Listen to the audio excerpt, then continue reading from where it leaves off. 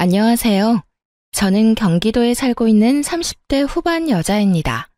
평소 출퇴근할 때 자주 듣고 있는 사연 열차에 제 사연이 소개된다고 생각하니 벌써 심장이 두근두근 거리는 게 많이 긴장되는데요.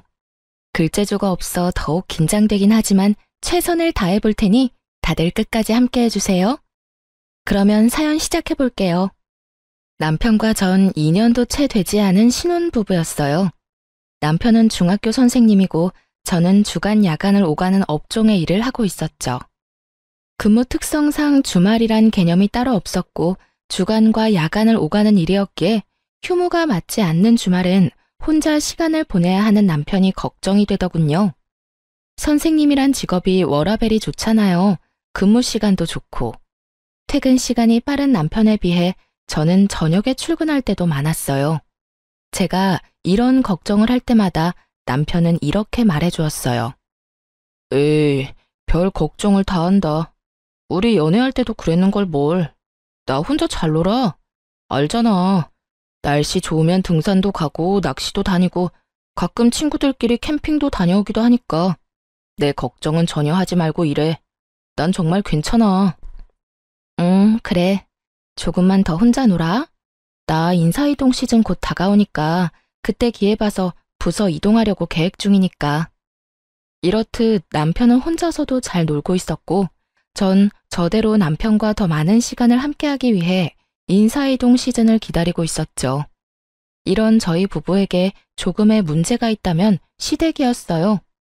연봉은 제가 남편보다 더 높은데도 불구하고 시댁에선 절 못마땅해 했어요. 그 이유는 바로 제가 남편과 같은 선생님이 아니란 사실 때문이었는데 그것도 저에게는 참 어이가 없었어요.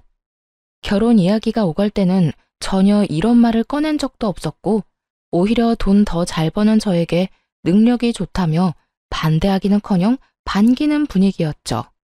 그랬던 시댁이었는데 결혼 1년 차가 지났을 때부터 점점 이런 말을 하곤 하더라고요. 우리 며느리도 우리 아들 같은 학교 선생님이었으면 얼마나 좋아. 교육자 부부, 이 얼마나 어감도 좋고 듣기만 해도 흐뭇하니. 친구들 만나서 이야기할 때 내 위신도 서고 말이다. 아무리 좋은 말도 계속 들으면 듣기 싫다는데 저딴 말을 계속 듣고 있자니 점점 짜증이 나더라고요. 그래서 저도 더는 참지 않고 시모에게 이렇게 말해주었죠. 결혼할 때는 돈 잘 버는 며느리 최고라고 하시더니 이제는 선생님 며느리가 탐나시는 거예요? 진작 선생님 며느리가 좋다고 했으면 저도 남편 포기하고 어머님을 위해서 결혼도 포기했을 텐데요. 제 말에 가시가 가득하다는 걸 남편이 눈치챘는지 결혼 생활을 시작할 때 제가 마련한 집에서 시작한 이야기를 꺼내며 서둘러 제 편을 들기 시작하더군요. 그래 엄마, 언제는 돈 잘 버는 며느리가 최고라고 하셔놓고선? 그리고 엄마 말대로 선생님하고 결혼했으면 내가 지금 대출금 걱정 없이 살 수나 있었겠어. 이 사람이 마련한 집 없었으면 난 지금도 집 대출금이나 갚느라고 월급 구경할 새가 없었을 거야. 그러니까 이 사람한테 그런 말도 안 되는 말 좀 하지 마. 나도 기분 나빠지려고 그런다고. 남편의 말에 시모의 선생님 며느리 타령이 들어가긴 했지만 기분이 나쁜 건 어쩔 도리가 없더라고요. 제가 더 기분이 나쁜 건 저를 그렇게나 못마땅해 하면서도 저에게 끊임없이 용돈을 요구한다는 것이었는데요. 처음엔 두세 달에 한 번씩 돈을 좀 달라던 시모는 어느새 한 달에 두어 번씩 용돈 요구를 하는 날도 생겨나더군요. 저는 처음부터 시모가 용돈을 요구할 때마다 제 돈만이 아닌 생활비 목적으로 남편과 함께 다달이 모은 돈에서 시모의 용돈을 줘버렸죠. 처음 두세 달에 한 번씩 용돈을 줄 땐 아무 말도 하지 않던 남편은 한 달에 두어 번씩 적게는 10만 원, 많게는 50만 원씩 생활비에서 돈이 빠져나가니 짜증을 내기 시작하더군요. 아니, 무슨 용돈을 그렇게 많이 자주 드리는 거야? 그렇게 주고 나면 우리 생활은 어떻게 해? 기가 막히더군요. 제가 친정에 흥청망청 돈을 쓰는 것도 아니고 다름 아닌 시댁에 주는 돈을 그것도 오롯이 남편 돈만이 아닌 제 돈도 포함된 생활비에서 주는데 저에게 짜증을 내니 기가 막히고도 남을 상황이었죠. 여보, 이 돈 내가 친정에 주는 돈이라고 착각이라도 하고 있는 거야? 그 돈 당신 집에 주는 거야. 그것도 내가 먼저 챙겨드린 것도 아니고 어머님이 이런저런 핑계 대면서 돈 달라고 하도 성화를 부리셔서 준 거라고. 지금 짜증낼 사람은 당신이 아니라 나인 거 몰라? 우리 생활비는 당신 돈, 내 돈 합쳐서 쓰는 건데 그 돈에서 어머님 드리는 거라고. 그리고 지금 짜증을 낼 대상이 이상하다고 생각 안 해? 내가 아니라 어머님한테 짜증내든 화를 내든 하란 말이야. 어머님이 달라고 하는데 내가 어떻게 딱 잘라서 안 된다고 그러냐고. 아무리 그렇다고 해도 안 되는 건 안 된다고 해야지. 당신은 그런 말도 못해서 어쩌려고 그래? 어떤 날은 치과에 간다고 돈 달라 그러시고 어떤 날은 친구 만나러 가는데 돈이 없다고 돈 달라 그러시는데 어떻게 못 준다고 그래. 그렇게 말하는 당신이 못 준다고 그러면 되겠네. 남들이 들으면 내가 친정부모님께 용돈 퍼다 주고 있는 줄 알 거다. 지금 이 상황에선 당신이 나한테 짜증을 낼 게 아니라 나한테 미안해해야 하는 상황이라고. 생활비에 내 돈도 들어간 거 잊었어? 왜 나한테 짜증을 내? 내가 언제 짜증을 냈다고 그래. 아유, 됐어. 내가 알아서 할 테니까 당신은 아무 말도 하지 말고 있어. 남편은 제 말에 기분이 상해버렸는지 사과 한마디 없이 본인이 알아서 하겠다곤 해버리곤 대화를 끝내버리더군요. 그 후 시모의 용돈 요구는 없어졌지만 다른 식으로 저를 괴롭히기 시작했어요. 당시 시댁에선 아침부터 적어도 5첩밥상 이상을 차려 먹는 집안이었는데 제가 야간을 하고 퇴근하는 아침이라든지 피곤함이 절여있는 휴일날엔 어김없이 연락이 와 아침을 차리라는 말도 안 되는 요구를 하기 시작하더라고요. 처음 한두 번이야 시모가 많이 아프다고 하니 가서 차려드렸지만 막상 시댁에 가보면 시모의 상태는 저보다 더 팔팔해 보였고 이런 말도 안 되는 요구를 따라주면 안 되겠다 싶었어요. 그날도 전 야간을 하고 퇴근하고 있었고 시모에게선 또 연락이 와 시댁으로 오라고 하더군요. 일 끝났지? 오늘도 우리 집에 좀 들렀다 가려무나. 왜요? 또 손가락 하나 까딱할 힘도 없이 편찮으세요? 그래. 나이가 들어서 그러는가 요즘엔 아침만 되면 힘도 없고 몸도 안 쑤시는 데가 없는 게 컨디션이 영 말이 아니야. 그러니까 얼른 와서 아침 좀 차리려무나. 어머님, 매번 편찮으시다고 해서 가보면 저보다 혈색이 더 좋으세요.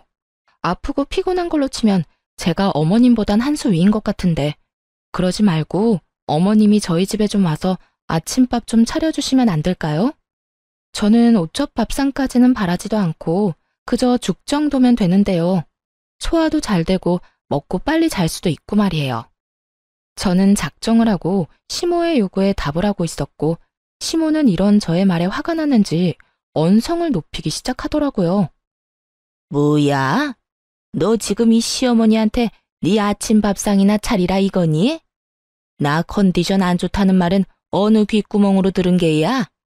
어머님도 아시다시피 저는 방금 전까지 밤새도록 일하다 왔는데 그 컨디션은 제가 더 안 좋지 않을까요?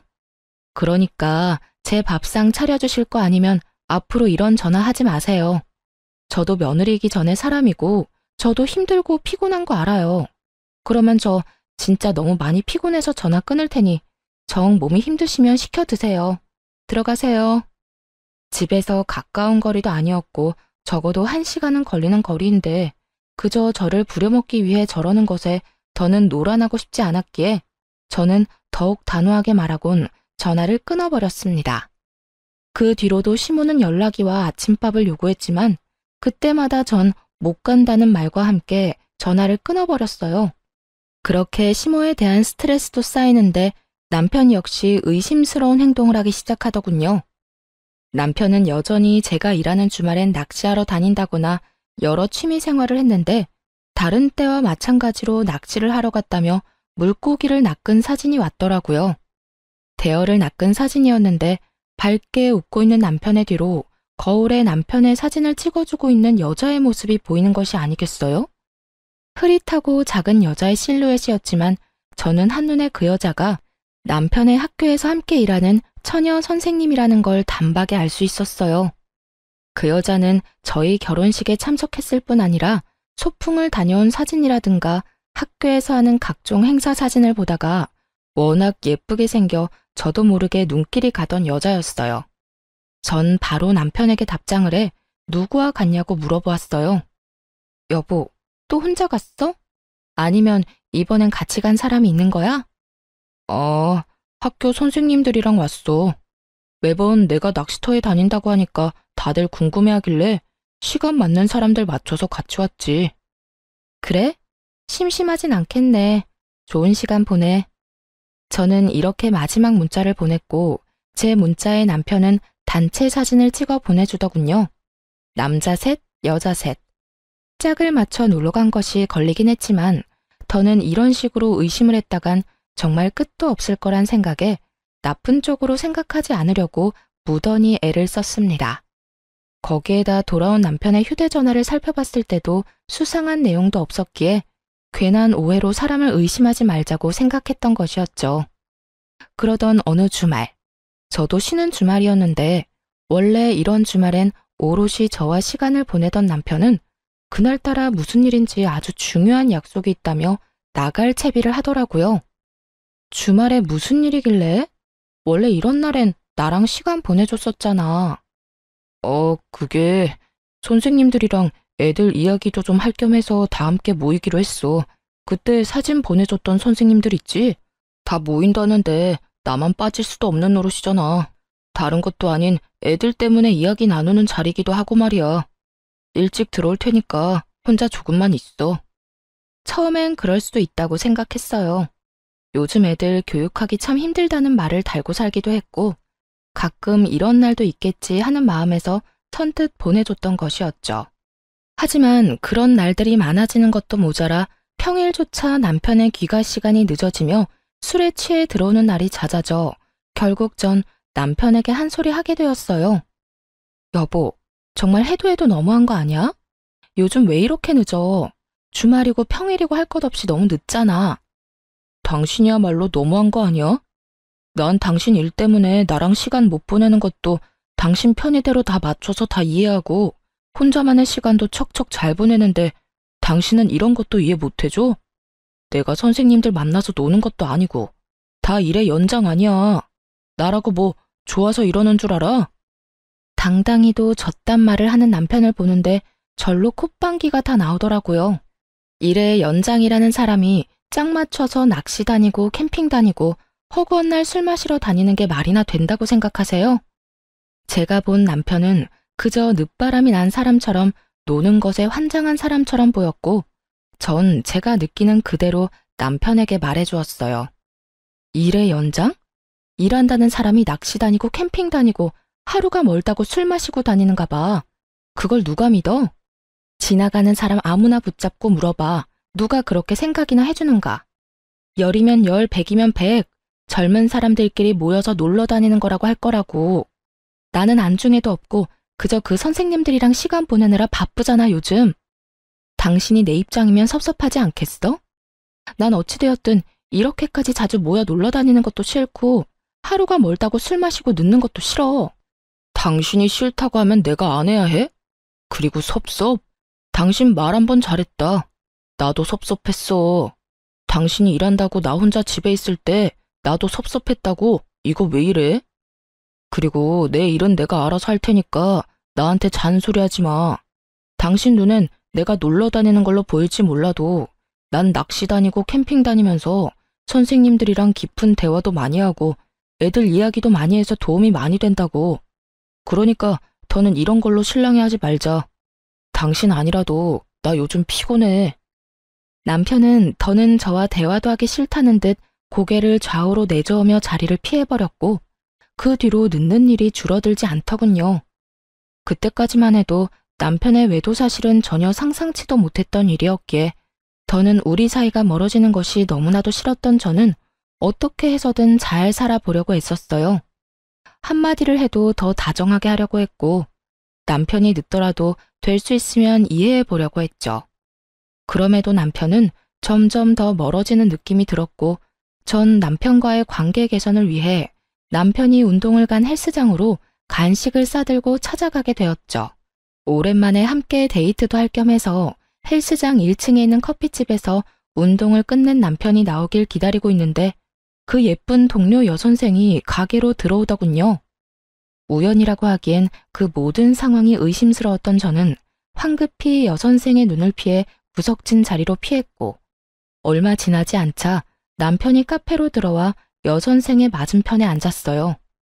그 후 100% 정확하게는 듣지 못했지만 웃으며 나누는 대화와 서로의 머리카락을 만져주는 모습 등 다정한 연인의 모습과 다름이 없는 두 사람의 행동에 남편의 외도를 확신하게 되었습니다.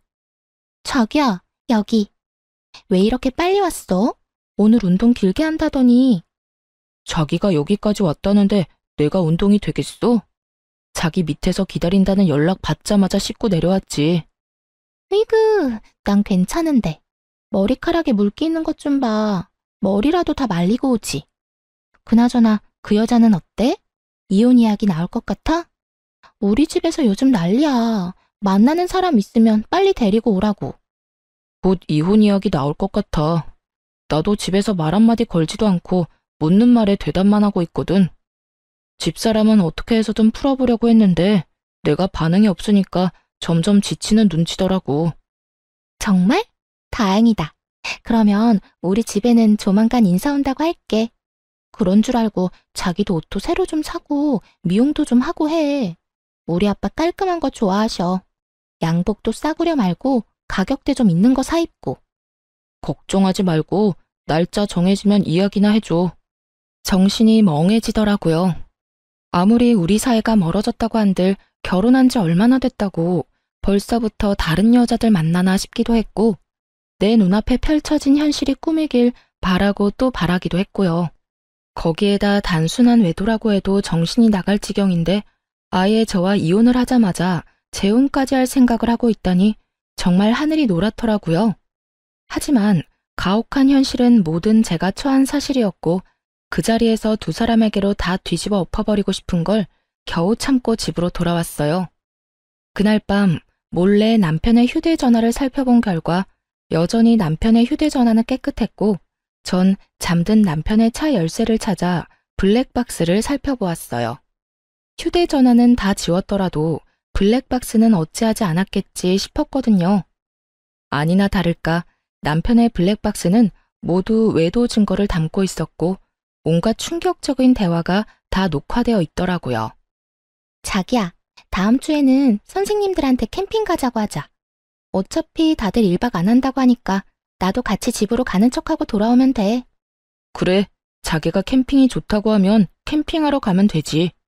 그나저나 나 이혼하면 자기랑 재혼쯤은 언제쯤 하는 게 좋을까? 너무 빨리 하면 다들 보는 눈이 곱지 않을 것 같은데. 타이밍 보고 될 수 있으면 빨리 하면 되지. 남일 3일이면 다 잊는다고? 자기 이혼한 것도 우리 재혼하는 것도 며칠 못 가 다 잊힐걸? 일단 이혼이나 해. 이혼만 하면 자기는 탄탄대로야. 우리 아빠 탱탱학교 교장 선생님인 거 알지? 인맥도 장난 아니고 그만큼 파워도 장난 아니야.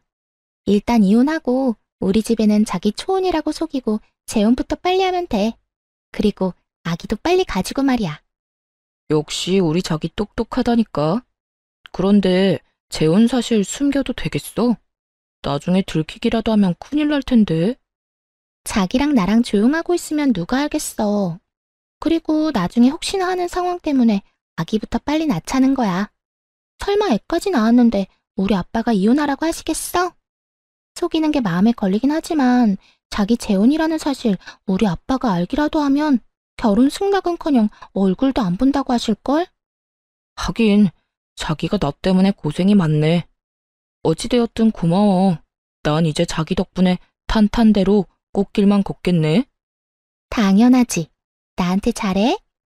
들어보니 두 사람은 무리지어 다니며 다 같이 1박까지 한 것이 아니라 남편은 낚시터나 캠핑장에 계속 있고 상간녀는 무리와 함께 집으로 돌아가는 척을 하다가 다시 돌아와 남편과 시간을 보내는 방법으로 둘만의 시간을 보냈던 것이더라고요. 이로써 이혼에 필요한 증거들은 모아졌고 전 복수를 계획하게 되었습니다. 두 사람의 대화를 들어봤을 때 상간녀의 아빠는 옆 동네 사립고등학교 교장 선생님으로 교육자 집안에 꽤 집착하는 걸로 보이더군요. 남편 역시 상간녀가 젊고 어린 것도 있지만 이런 상간녀의 조건 때문에 더욱 상간녀에게 잘 보이려 애를 쓰고 있더라고요. 두 사람은 저와 이혼을 될 수 있으면 빨리 한 후 재혼 역시 서두를 생각을 하고 있었고 그렇게 자신들의 앞날은 꽃길일 거라 확신하고 있었죠. 전 이 모든 걸 산산조각 내주어야겠다고 생각했고 저의 계획은 바로 다음 날부터 시작되었어요. 전 우선 블랙박스 복사본을 상간녀의 아빠 학교로 보내버렸어요. 상간녀가 워낙 자랑스럽다는 듯 학교 이름을 언급해주는 바람에 쉽게 복사본을 보낼 수 있었죠. 그 다음 복사본은 남편과 상간녀가 일하는 학교 교장실로 보내버렸어요. 퀵 배달 기사분이 친절하게도 직접 교장 선생님께 전달을 해주었다는 연락까지 주셨고 전 별다른 걱정 없이 집에서 두 사람을 기다리고 있었죠. 학교 점심시간이 되자 두 사람은 득달같이 집으로 왔고 저를 향해 온갖 비난의 말을 쏟아내기 시작하더군요. 여보세요? 당신 남편 바람 피우고 있는 걸 알았으면 조용히 이혼이나 할 것이지. 학교 교장실로 그런 걸 보내면 어쩌자는 거예요. 다 같이 망하자는 거야 뭐야? 일에서 못 배운 것들은 상종하면 안 되는 건데 굳이 이렇게까지 해서 내 앞길을 막았어야 했어요? 나도 배울 만큼 배웠고 나도 좋은 대학, 좋은 성적으로 졸업했어. 그리고 진짜 상종 못할 인간은 너 아니니? 남의 남편이랑 놀아난 주제에 뭘 잘했다고 여기까지 찾아와서 큰 소리야? 불륜이나 저지른 주제에 앞날이 창창할 줄 알았니? 남편 간수 똑바로 안 한 사람이 잘못이지 내가 잘못인가요? 그리고 내 앞날은 이까진 일로 안 무너져요. 우리 집이 어떤 집인데. 이까짓 학교 그만두고 다른 학교 다시 다니면 되거든요. 어디 비빌 언덕 없는 자기랑 같은 줄 아나. 상간녀는 시골에 계시는 저희 부모님과 자신의 부모를 비교하며 비아냥거리기 시작했고 남편 역시 그런 상간녀의 편을 들며 저를 나무라기 시작하더군요. 그러니까 당신이 그런 짓 한다고 해서 복수가 될 것 같아? 우리가 당신 뜻대로 무너질 것 같아? 얼마나 보고 배운 게 없으면 그딴 교양 없는 짓거리를 해. 오늘 우리가 얼마나 개망신당한 줄이나 알아? 정말 누가 할 말을 누가 하는 것인지 알 수가 없는 상황이더군요.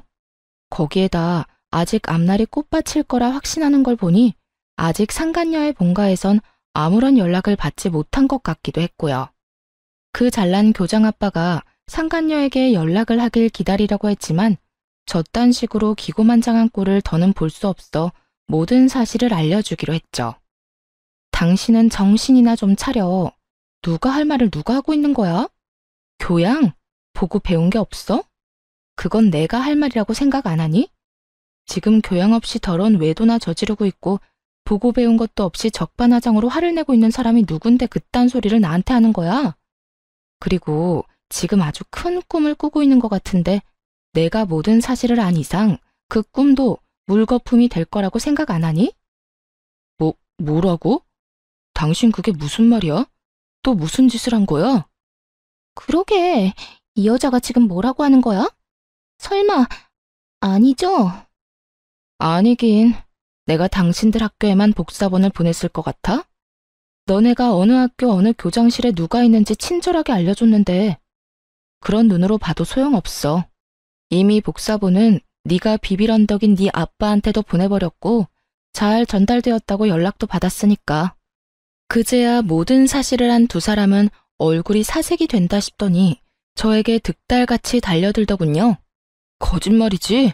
당신 나랑 지혜 골려주려고 거짓말하는 거잖아. 당신이 정말 그런 짓을 했으면 앞으로 내 앞길은 누가 닦아주냐고. 자기는 지금 자기 출세 따위가 문제야? 우리 아빠가 알면 나 집에서 쫓겨나는 건 둘째치고 영까지 끊길 수도 있다고. 내가 어떻게 해서든 아빠 눈에 들어야 당신한테도 기회가 간다는 거 몰라?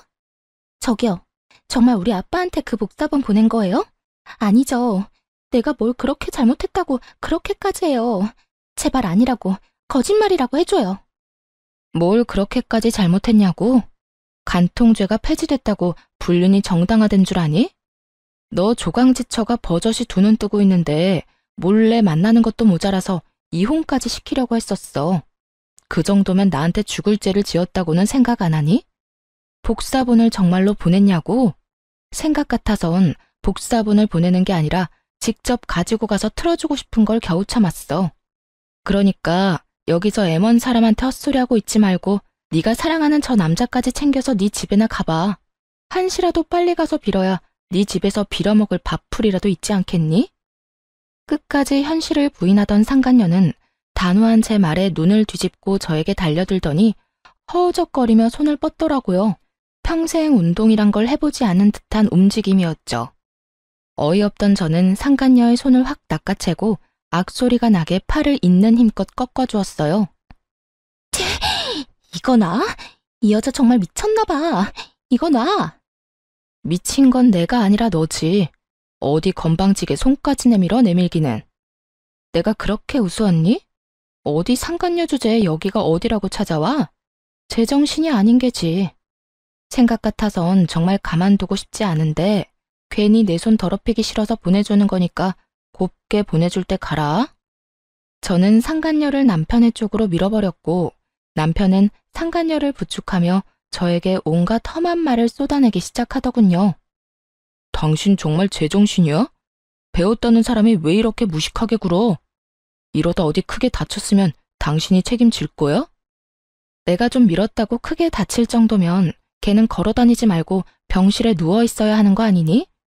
그 정도로는 진단서도 안 나오니까 걱정하지 말고 얼른 가.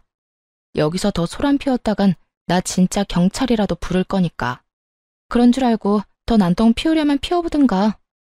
전 두 사람을 향해 경찰을 부를 거라며 으름장을 놓았고 두 사람은 끝까지 저에게 험한 말을 쏟아내며 돌아가더군요.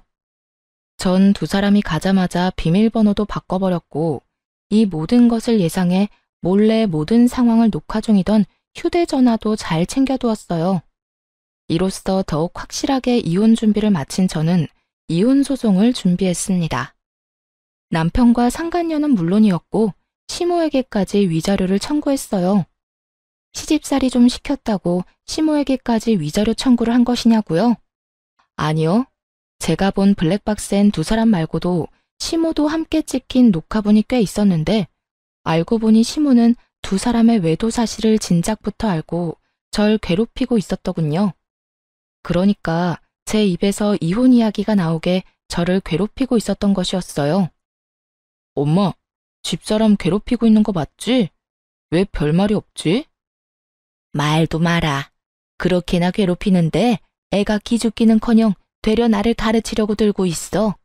넌 도대체 어디서 그렇게 독한 애를 데리고 왔니? 다른 여자들 같으면 이 정도 하면 울고불고 어머님 저한테 왜 이러세요?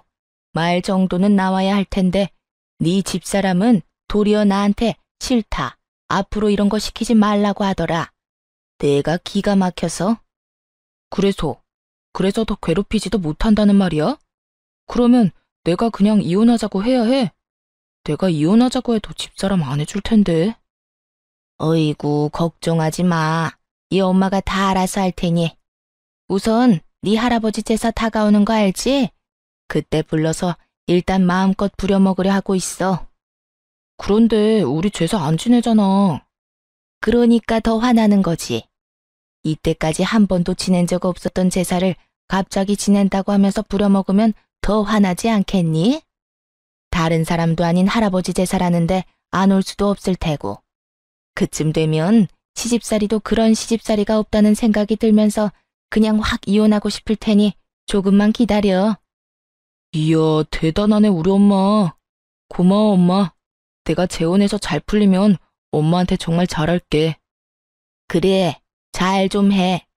그러게 진작 같은 학교 선생님을 만났으면 이런 고생은 안 해도 됐을 텐데.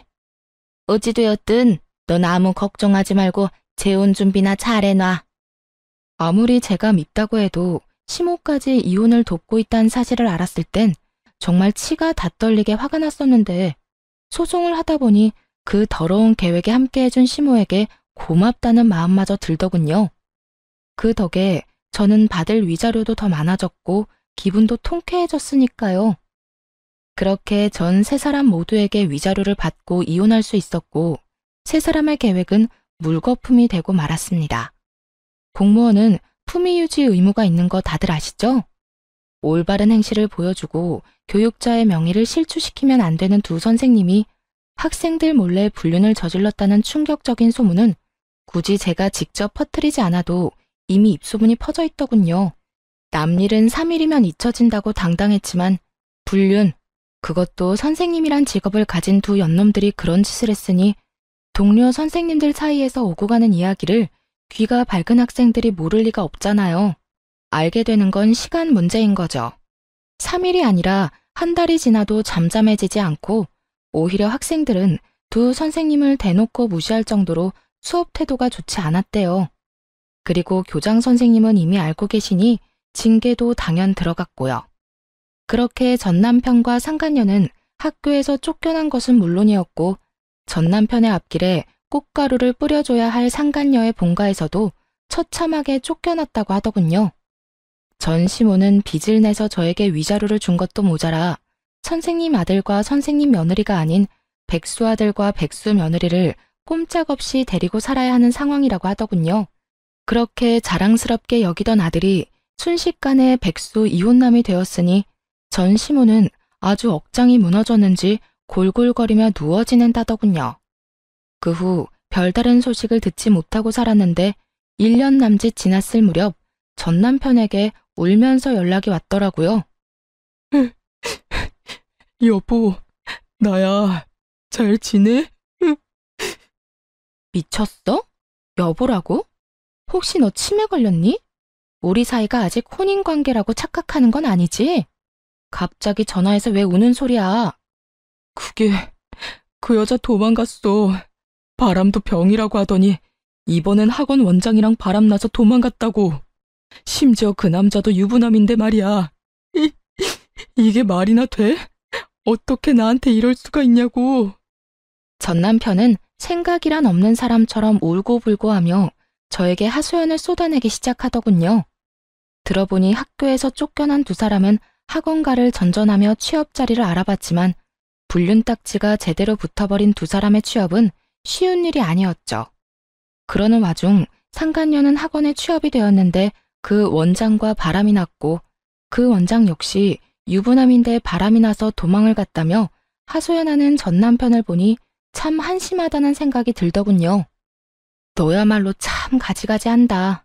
네 부인이 다른 유부남이랑 바람나서 도망간 이야기를 왜 나한테 하는 거야? 그렇게 친구가 없니? 내가 무슨 네 친구쯤으로 착각하는 것 같은데 나 네 친구 아니고 너 새끼랑 이혼한 전 부인이야. 그것도 네가 바람 피워서 헤어진 전 부인.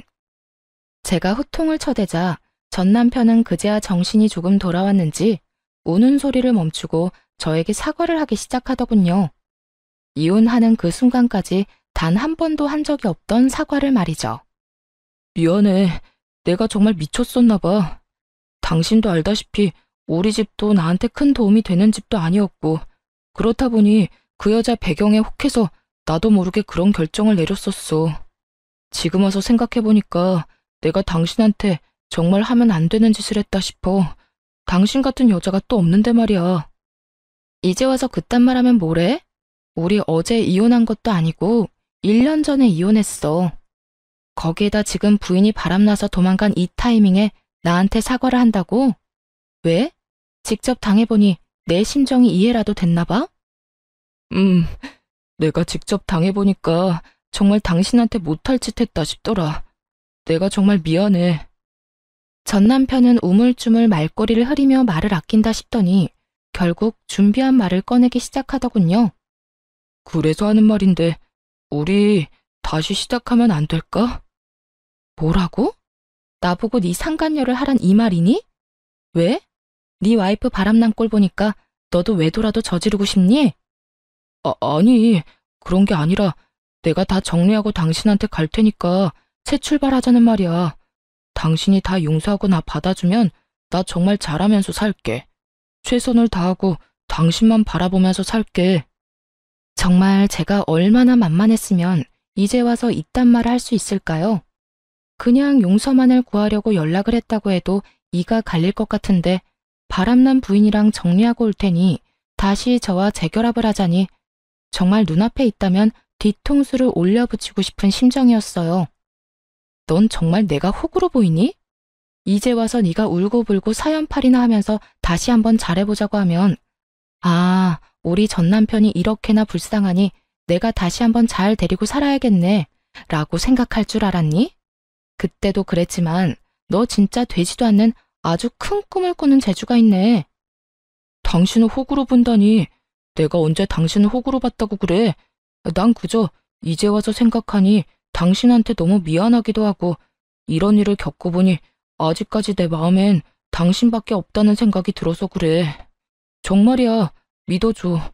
나 아직까지 당신 많이 사랑해. 사랑? 진짜 소름 끼친다. 1년이 지난 지금에 와서 사랑까지 한다고? 진짜 그 뻔뻔함에 웃음밖에 안 나온다. 야, 한 번만 말할 테니까 잘 들어. 난 너랑 다시 살 생각도 없고 너 같은 인간 사랑하기는커녕 혐오스러워. 내 입 아파서 내 입 더럽히기 싫어서 가만히 있었더니 넌 내가 만만해 보였구나. 다신 연락도 하지 말고 그 헛된 꿈에 나까지 엮지도 마. 여보, 제발. 내가 이렇게 빌게. 나 진짜 이러다 폐인될 것 같아서 그래. 내 인생 망할 것 같아서 그렇다고. 우리가 함께 했던 정을 생각해서라도 나 좀 구해줘. 어? 제발.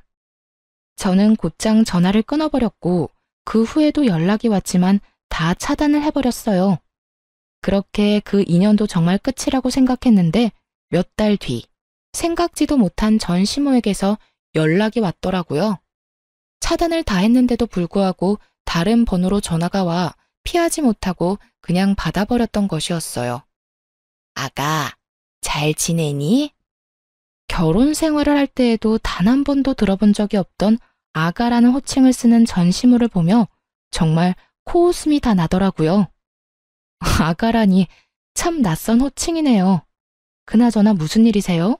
그래, 이야기 들었는지 모르겠는데 우리 아들 그 빌어먹을 물건이랑 이혼했어. 이제 호적도 깨끗해졌단다. 그거 참 잘 됐네요.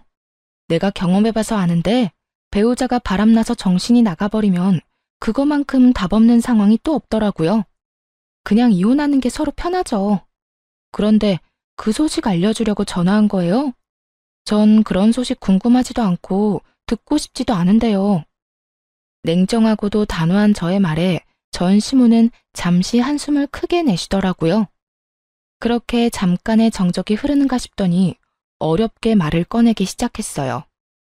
그래, 내가 네 마음 다 이해한다. 얼마나 성훈이가 밉겠어. 그런데 잘 생각해보면 우리 성훈이가 잘못한 게 없기는 해. 그 젊고 예쁜 여자가 심지어 집안까지 교육자 집안인 여자애가 좋다고 그렇게 쫓아다니는데 남자라면 눈길이 가지 않겠니? 그 한 번 실수에 대한 벌은 충분히 지금 받고 있으니까 아가, 네가 우리 성훈이랑 다시 한번 잘해보면 안 되겠니? 그러니까 지금 저한테 직장도 없을 뿐더러 미래도 없는 사람이랑 다시 결합하라는 말인가요? 심지어 빚까지 있는 남자랑요? 빚은 내가 어떻게 해서든 다 갚아줄 테니 그건 걱정하지 말고 너희는 그저 잘 살기만 하면 돼. 너만 마음 돌려준다면 내가 너희 집엔 발걸음도 하지 않고 연락도 하지 않으마. 우리 성훈이 저렇게 두다간 정말 폐인 될 것 같아서 그래. 네 말대로 취업도 안 되고 집에서 술만 먹는데 내가 아주 미칠 지경이야. 그러니까 네가 좀 마음을 돌려먹으면 안 되겠니? 입에서 나온다고 다 말이 되는 건 아닐 텐데 전 시모는 헛소리를 말이라고 생각하며 잘도 뱉어내고 있더라고요. 아줌마 아들이 누굴 닮아서 그렇게 생각이 없나 싶었더니 다 아줌마를 닮았었네요. 내가 미쳤어요? 허구한 날 집에서 술만 퍼마시는 전 남편, 내가 뭐가 아쉽다고 재결합까지 해요? 뭐라고? 아줌마? 너 지금 말 다 했니? 아무리 그래도 아줌마라니. 네, 아줌마. 내가 이혼까지 한 마당에 어머님이라고 불러드릴 줄 알았어요? 그쪽이라고 해버리고 싶은 거 아줌마라고 해주는 거니까 고마운 줄이나 아세요. 그리고 빚을 갚아준다고요? 내가 알기론 아줌마도 저한테 위자료 주느라 빚쟁이인 걸로 아는데 무슨 수로 빚을 갚아준다는 말이에요? 아, 꼴에 살고 있는 그 집이라도 팔아서 해주려고요? 제발 헛된 꿈 좀 꾸지 마세요. 마음 떠난 사람 붙잡지도 말고요.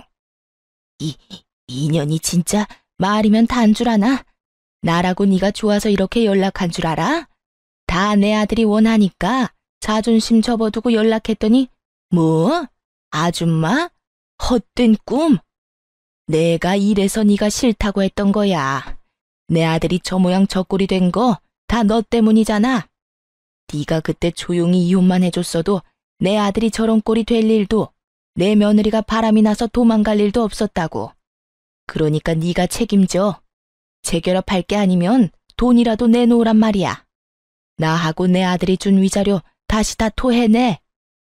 그걸 왜 내가 책임져야 해요? 잘못을 했고 그러니 나한테 위자료까지 줬던 거 기억 안 나나 봐요. 아줌마 아들이 그렇게 된 거나 아줌마 꼴이 그렇게 된 거나 다 그쪽들 책임이지 내 책임 아니라고요.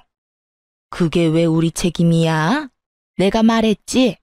네가 순순히 이혼만 해줬으면 이런 일 없었다고. 네가 그런 것만 안 보냈어도 이런 꼴은 당하지 않았다고. 그러니까 돈 내놔. 돈 내놓으면 더는 귀찮게 하지 않을 테니 돈 내놓으라고. 전 시무는 정신줄을 놓아버린 사람처럼 정신 나간 말을 하기 시작했고 더는 통화하고 있을 이유가 없어 보이더라고요. 이혼까지 한 마당에 가족도 뭣도 아닌 사람에게 욕을 들을 필요도 없었고요. 아줌마, 요즘엔 욕도 조심해서 해야 하는 거 모르는가 봐요. 지금 통화하는 거 다 녹음 중이거든요. 이거 내가 경찰서에 가지고 가서 신고하면 아줌마 또 벌금 내야 한다고요. 그렇게 자랑스럽던 아들 술값 되는 것도 힘들 텐데 어디 벌금까지 내게 해줄까요? 뭐야? 너, 이 고약한 거 사! 나는 고약하기만 하지 당신네들은 고약한 걸 넘어서 파렴치하다고요. 그러니까 더 험한 꼴 보기 싫으면 나한테 연락해서 이딴 말 좀 하지 마세요. 사람이라면 양심이 있어야지. 이혼한 지가 언젠데 연락해서 재결합하라 마라 부탁질이에요. 다시 연락하면 정말 경찰서에서 뜨거운 제외하게 될 테니 그런 줄 알고 끊어요. 저는 전화를 끊어버렸고 그 번호 역시 차단을 해버렸어요. 끝까지 구질구질한 것을 넘어 양심도 없던 그 지긋지긋한 인연과도 그렇게 끝이 났습니다. 그 후 저는 아예 회사를 옮겨버렸어요. 제가 기다리는 인사이동은 되지 않았고 더는 주야간을 오가기 싫어 새 출발을 할 겸 아예 회사를 옮겨버렸어요. 그렇게 5년이란 세월이 지났네요. 저는 어느새 30대 중반을 넘어 40에 가까워지는 나이가 되었고 이직한 회사에 잘 적응하며 진급을 앞두고 있어요. 그리고 또 좋은 소식이 있는데요. 아마도 제가 결혼을 할 것 같네요. 지금 다니고 있는 회사에서 좋은 사람을 만나게 되었고 결혼을 전제로 한 만남을 2년째 이어나고 있어요. 아무래도 이혼이라는 경험이 있어 경계심이 심했던 저에게 끝없는 사랑과 마음을 보여준 멋진 남자예요. 이 남자가 제게 고백을 했는데 차마 제가 마음을 열지 못하고 있을 때 이런 말을 하더라고요. 어떤 일이 있었는지 자세히는 알지 못하지만 전 전에 만났던 그 못난 놈과는 다릅니다. 바람 같은 거 절대 피우지도 않을 거고 절대 배신 같은 것도 하지 않을 거예요. 그러니까 제가 싫으신 게 아니라면 저한테도 기회를 주세요. 일단 곁에 두시고 제가 어떤 사람인지 보여드릴 기회라도 주세요. 그렇게 곁에 둬보고도 제가 아니라고 하면 저도 군말 없이 물러나겠습니다. 이렇게까지 말하는 남자친구를 보며 저는 일단 곁에 두고 지켜보기로 했고 그렇게 연애하는 내내 한결같은 남자친구의 모습에 진지한 만남을 이어가게 되었어요. 다행스럽게도 남자친구의 집에서도 이런 저를 어여쁘게 여겨주고 계세요. 많이 걱정했었는데 예비 시부모님 모두 참 인자하고 좋으신 분들이더라고요. 조만간 나를 잡을 예정인데 제가 애정하는 채널에서 저의 마음 아팠던 과거를 훌훌 털어내버리고 새 출발해보려고 합니다. 지금은 한결같은 사람이 앞으로 한평생을 한결같으리라는 보장이 없긴 하지만 적어도 전 남편과는 다른 남자라는 걸 확신할 수가 있네요. 저 역시도 안일하게 행동하지 않고 남편을 위해 노력하며 우리의 행복을 위해 잘 살아보려고요. 두 번의 실패는 하지 않도록 다들 응원해 주실 거죠? 사연을 들으시는 모든 분께도 아낌없는 응원을 보내며 저는 이만 물러가 볼게요. 긴 글 함께 해주셔서 감사합니다. 다들 행복하세요.